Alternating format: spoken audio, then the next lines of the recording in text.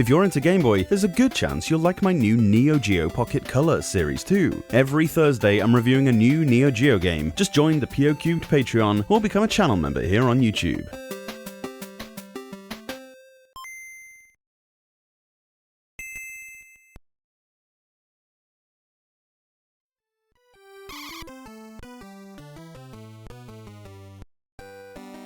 Grab your fedora and pinstripe suit, I know you've got them, and get on down to the Mafia underworld. You are Special Agent Pete Rossetti, and you've been given $250,000 by your precinct, in 1927 mind you, to infiltrate a series of high-end casinos to take on 5 of the Mafia's biggest ringleaders at their own game, high-stakes gambling.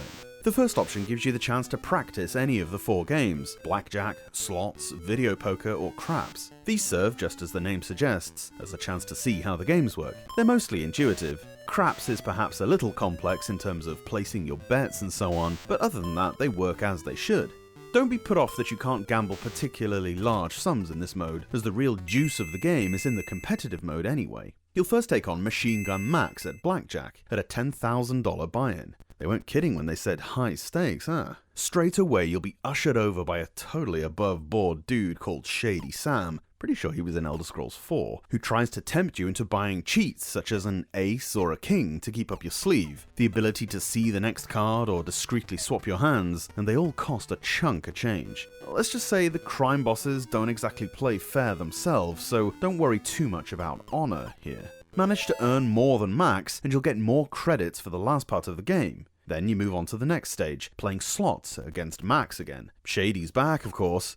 Back again, and this time his treat, for a price, is either putting more 7s or bars on your machine. I would recommend you don't take him up on these, as your opponent certainly will, and they're not that useful. Again, you'll play 10 rounds, but here on the 3rd and 7th spin, a bonus item pops up on screen. If you can press A before your opponent, it'll be placed on your reels, displacing the present item.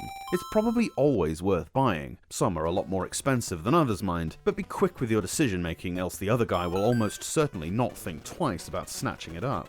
You can also occasionally buy golden and silver coins here, which supposedly make it more likely to win, but I don't see much of a difference. Thirdly, you get to play video poker. Here, the buggers really start to cheat. You can be super proud of your 3 aces and 2 kings, only for your opponent to swap one of your aces for one of his 3s. Some dodgy business going on here, methinks. Suffice it to say, buy the swap cards cheat from Shady. In fact, get 2, because not only can you benefit yourself, but you can also properly shaft the other guy by ruining a solid hand. As with the previous 2, you're playing against the casino, but as long as you have more money than your opponent at the end of the 10 rounds, you win, even if you lost money.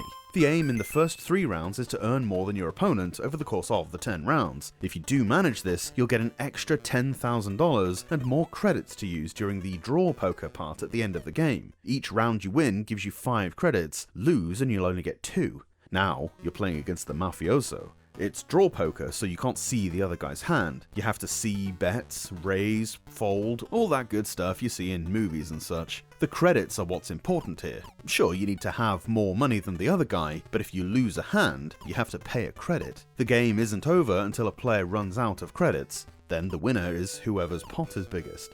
Manage to beat the first guy and you'll work your way through to the next one, Suitcase Sam. It's the same affair here, as again with Hitman Harry, Lucky Louie, and even the big guy himself, Al Cologne. It seems that the AI of each opponent does change somewhat. Machine Gun Max is pretty gung-ho and will beat himself rather than you having to do it. The later guys get more conniving and you'll have a harder time coming out on top.